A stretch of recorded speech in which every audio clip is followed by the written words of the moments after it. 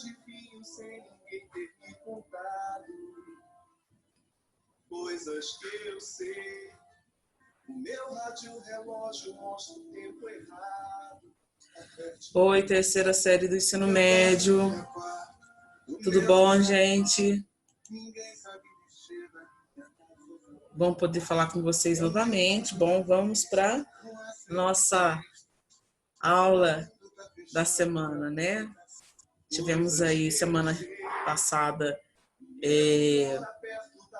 no recesso, né? Semana retrasada nós tivemos aula interativa. Já vou pedindo desculpa para vocês, mas a Mel e o Thor lá fora estão agitados e eu não consigo silêncio aqui em casa, gente. Quando não é os dois lá, os cachorros que ficam aí na rua, né? Foram adotados pelos vizinhos, ou aqui a vizinha lavando roupa. Então, ou seja, não tem como ter um silêncio total para nossas aulas. Então, gostaria de pedir desculpas aos meus alunos, mas a gente precisa ter a aula da semana. Bom, vamos começar. Já separa aí lápis, caderno, borracha, tá? E o caderno do aluno de São Paulo Faz Escola, volume 3, tá? Lá na página 96, que já é a página de língua portuguesa. Okay? Deixa eu pôr meu óculos, gente, porque sem óculos vai ficar aí a ring light, né? Lá aparece a ring light no óculos. Vai ficar aparecendo aí, mas não tem jeito. Sem óculos a professora não enxerga direito, esse óculos todo embaçado. Deixa eu abaixar aqui um pouquinho o volume. E agora sim a gente vai ter uma conversa, né? Então aí, deixa eu já fazer aqui a apresentação da minha tela, da nossa aula de hoje, tá? Do caderno do aluno, lá na página 96, vamos voltar lá. Aqui, ó, página 96. Então, a gente já começa o CA falando da literatura de cordel, que foi justamente o nosso tema da semana retrasada, certo? Então, acompanha comigo aí, gente, a leitura desse texto aí, que fala justificadamente da literatura de cordel. Então, bora lá. A literatura de cordel, folhetos em versos populares de tradição oral, possui origem europeia e foi introduzida na época da colonização na Bahia, expandindo-se no século XIX para outros estados do Brasil, principalmente os do Nordeste. Então, a literatura de cordel são folhetos que os escritores escrevem no formato de versos, né? São poemas feitos aí, são poemas da tradição oral, né? Então, eles podem tanto ser lidos como cantados, né? Os artistas populares registram a sua arte de forma oral, cantada ou impressa, poemas em folhetos rústicos e expõem em cordas ou cordéis, o que deu origem ao nome. Os temas diversos, em sua maioria, são fatos históricos, folclore brasileiro, realidade social, religião e etc. Então, os artistas, na sua forma impressa, né, os folhetos eram feitos num papel um pouco mais rústico, né, e era exposto em locais de circulação pública, as feiras, né, em cordas. Então eles penduravam os seus folhetos, né, nas cordas, e as pessoas iam se achegando e lendo os escritos, né, os versos que ali existiam. E também eram cantados, né, acompanhando. A gente vê, por exemplo, alguns artistas que ainda utilizam essa forma de falar esse poema cantado, né. Os temas que o cordel utilizava era fatos históricos, ou seja, temas diversos, né? Hoje, no cordel um pouco contemporâneo, a gente vê também fatos cotidianos, né? Ocorrências cotidianas, políticos e etc. Tá? E o que deu origem a esse nome cordel? Foi essa ação de pendurar, né, os folhetos nas cordas, nas feiras. Então, virou literatura de cordel. Esse gênero literário, escrito em tom de humor, ironia ou sarcasmo, é composto por formas rimadas e possui uma linguagem coloquial improvisada. Alguns poemas são ilustrados por meio de xilogravuras, que a gente já falou sobre elas na aula retrasada, o mesmo estilo de gravura usado nas capas dos folhetos. E quanto às estrofes, são consideradas as mais comuns, as de 10, 8 e 6 versos. Nós também já falamos, né, sobre os versos decassílabos, sobre as cestilhas, né? Também está aí na aula da semana retrasada. Uma coisa muito importante é o tom, né? A maneira ao qual os artistas utilizam a escrita desses versos, né? Então, o tom é de humor, né? O tom é de sarcasmo, o tom é de ironia. Ironizando uma ação, por exemplo, no cotidiano, né? Naquela época, século XIX, ou até antes disso, né? Século XVIII, as donzelas fugiam com os seus príncipes, né? Então, contava-se essa história com um tom humorístico, com um tom irônico, com um tom sarcástico, né? O mais interessante também é a gente notar a versão oral nesses versos. O que é essa versão oral? A nota de oralidade, da maneira como é falada, da maneira como é dita no seu cotidiano, a língua, né? A gente também encontra essas marcas de oralidade no texto da literatura de cordel. Continuando aí o texto. Atualmente, o cordel pode ser encontrado em feiras culturais, livrarias e redes sociais na internet. São nomes de referência entre os cordelistas no Brasil. Apolônio Alves dos Santos, Firmino Teixeira do Amaral, João Ferreira de Lima, João Martins de Ataíde, Manuel Monteiro e Leandro Gomes de Barros. Este último escritor será estudado a seguir a partir de trechos de Uma Viagem ao Céu, uma de suas obras. A gente vai ver o texto do Leandro, né, intitulado Viagem ao Céu. A gente vai ver aí só uma parte. Lembrando que nas atividades da semana retrasada, eu deixei o texto na íntegra para vocês lá no Google Classroom, ok? Vamos lá. Lembrando aqui que esse texto, né, que fala sobre literatura de cordel, foi um texto elaborado especificamente para o material de São Paulo Faz Escola, tá? Mas ele também traz aqui, ó, deixa eu colocar assim, aí. Ele traz aqui algumas informações onde vocês podem buscar um pouco a mais a respeito da literatura de cordel. Então, no site do InfoEscola, né, vocês também encontram um pouco mais no portal do professor, que é um site do MEC, tá? E também no casaruibarbosa.com.br. Sugiro que vocês deem uma boa olhada, tem um material muito legal lá, tá? Vamos lá, vamos ao texto do Leandro Gomes. Viagem ao Céu. Pode, assim, ter um pouquinho de dificuldade de compreensão, mas a gente vai um pouco mais pela oralidade, buscar a compreensão do texto, tá? Uma Viagem ao Céu. Uma vez eu era pobre, vivia sempre atrasado. Botei um negócio bom, porém vendi o fiado. Um dia até emprestei o livro do apurado. Dei a balança de esmola e fiz lenha do balcão. Desmanchei as prateleiras, fiz delas um marquesão. Porém, roubaram minha cama, fiquei dormindo no chão. Estava pensando na vida, como havia de passar, não tinha mais um vintém, nem jeito para trabalhar. O marinheiro da venda não queria mais fiar. Pus a mão sobre a cabeça, fiquei pensando na vida, quando do lado do céu chegou uma alma perdida. Perguntou, era o senhor que aí vendia bebida? Olha que, gente, que texto delicioso, né? Depois, olha, eu sugiro, de verdade, terceira série, dá uma passadinha lá na atividade do Google Classroom da semana retrasada, leia esse texto na íntegra que vocês vão gostar muito dessa história.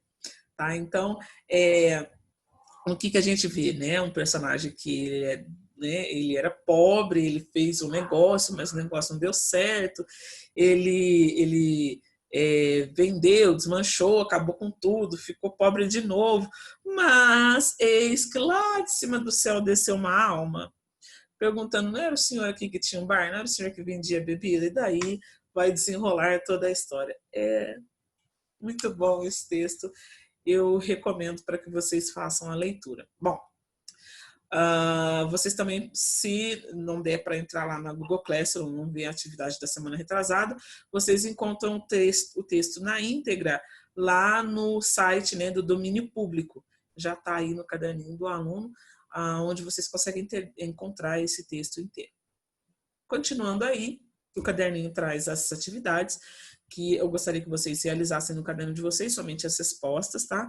Depois me enviassem lá no Google Classroom. Então, vou fazer só uma leitura simples para vocês compreenderem bem o que cada atividade está pedindo. Após a leitura dos textos, desenvolva as questões a seguir. Letra A. De acordo com o texto 1, descreva o que é literatura de cordel. Então, nós já falamos sobre isso na semana retrasada. Tem aí um texto no caderninho simples para responder, né? Letra B. Conforme o texto 1, quais temas estão mais presentes nesse gênero literário e quais as suas principais características. Então, se vocês lerem novamente um pouco mais de calma e cuidado lá o texto 1, vocês vão conseguir também compreender bem a resposta da questão B. Letra C, no texto 2, Uma Viagem ao Céu, de Leandro Gomes de Barros. Localize e transcreva em seu caderno palavras com marcas da linguagem popular falada. A gente encontra no texto, né, muitas marcas da oralidade. Uma vez eu era pobre e vivia sempre atrasado. Botei um negócio bom, porém vendi o fiado. Um dia até emprestei o livro do apurado. Então, atrasado, fiado, apurado, são palavras da oralidade popular. Então, vocês vão procurar outras aí, transcrever conforme está pedindo na letra C da questão 2. E na letra D, pesquise as palavras desconhecidas ou consideradas não pertencentes à ortografia em vigor, né? A nossa ortografia brasileira aí que a gente conhece, né? Porque aqui a gente vai ver muita marca da oralidade lá no texto, né? Escreva em seu caderno. Opa, a professora está colocando a ring light no lugar. Aí, pronto. Escreva em seu caderno como seria a escrita delas, se adaptadas para a atualidade. Então, você vai pegar as palavras... Desculpa. Vocês vão pegar as palavras desconhecidas, buscar o significado delas e transcrever, gente. Tem que escrever de novo, tá? As estrofes, mas dessa vez utilizando o significado correto das palavras, ok? Vamos lá.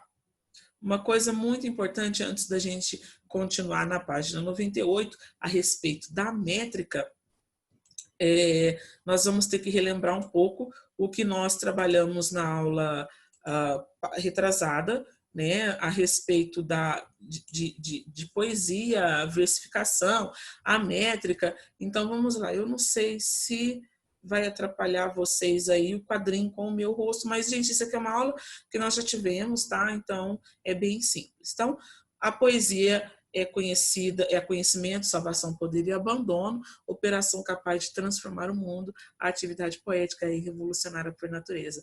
Ó, quem não gosta de poesia, né? Mesmo as pessoas que acham que não gostam, não têm noção de que realmente gosta. Eu acredito que muitas pessoas gostam de música, e a música é poesia, né?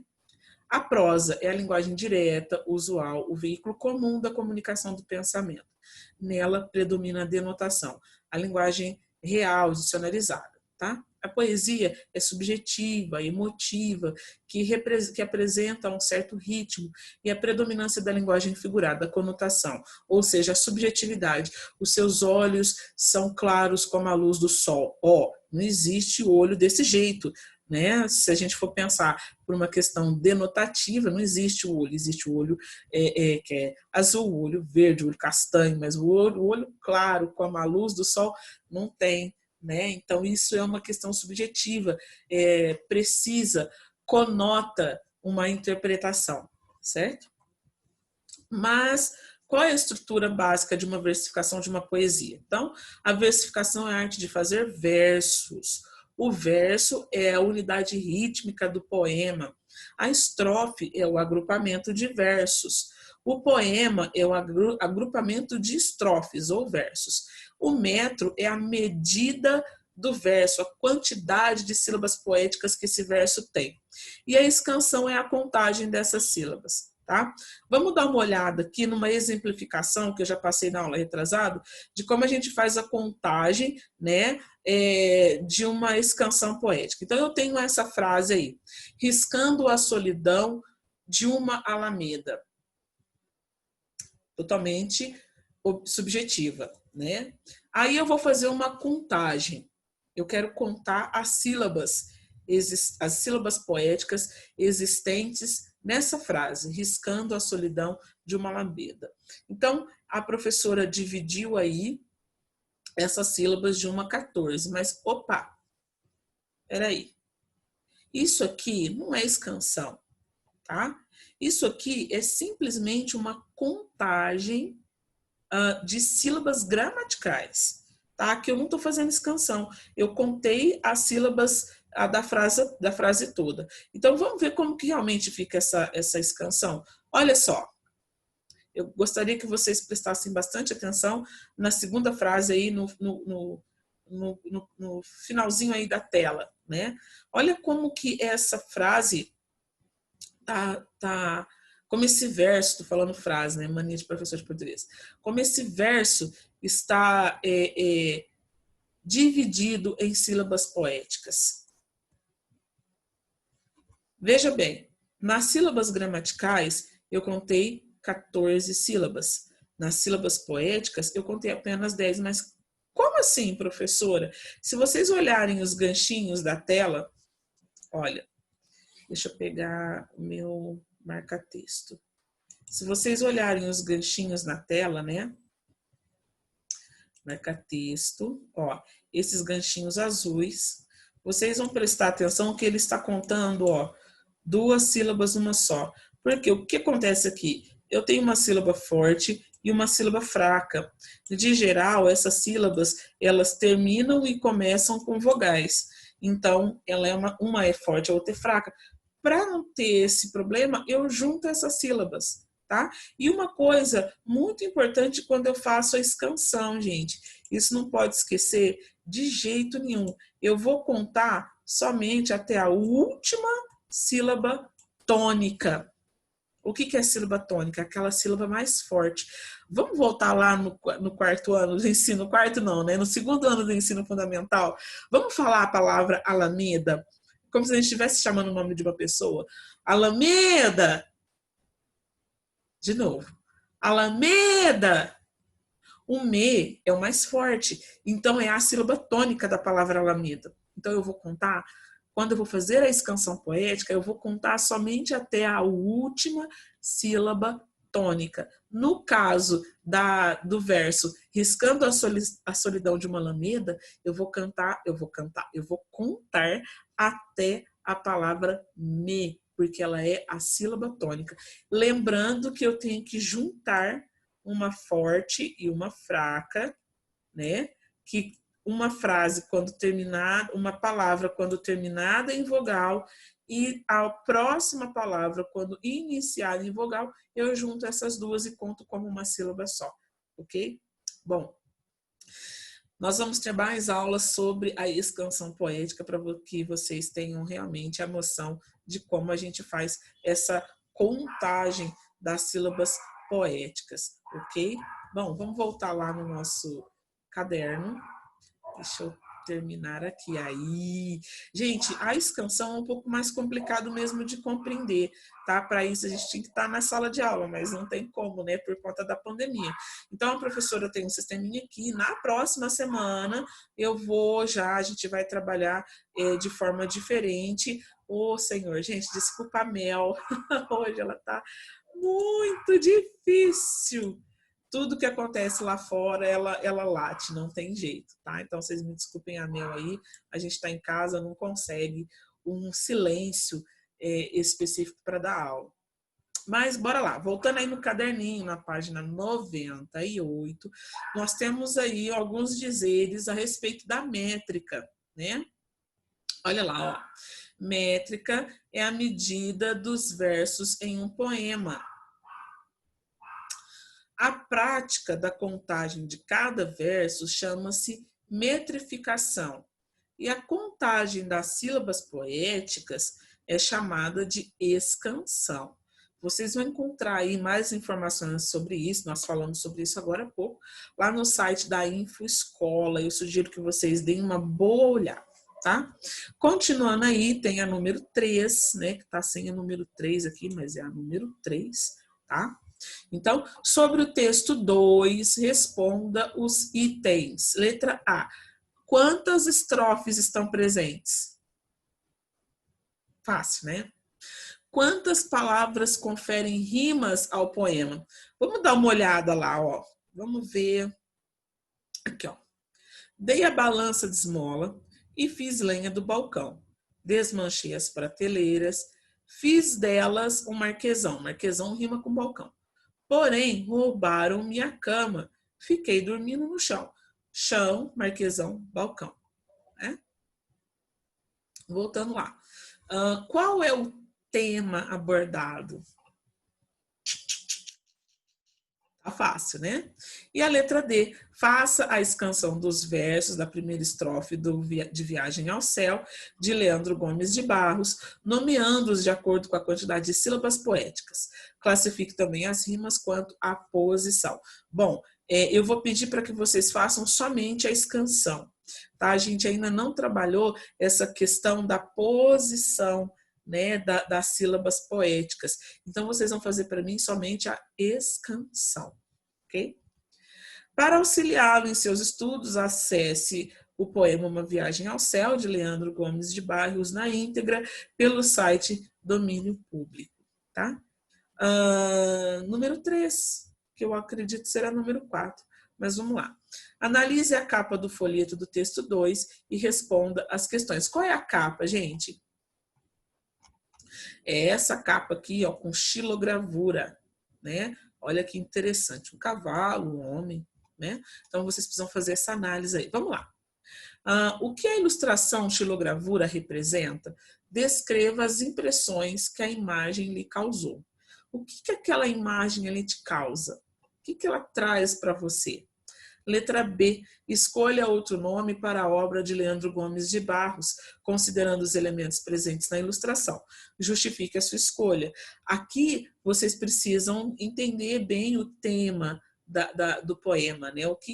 Para vocês poderem escolher aí um outro nome para o texto dele. Bom, meus anjos, eu vou ficando por aqui, tá? A atividade 2 a gente vai fazer aí nas aulas um pouco mais para frente. Eu espero que a aula tenha sido proveitosa para vocês, tá? Eu espero que vocês tenham compreendido bem aí a aula e qualquer dúvida que vocês tiverem, é só perguntar lá no Google Classroom, tá? Um forte abraço para todos vocês, fiquem com Deus e a gente vai se vendo.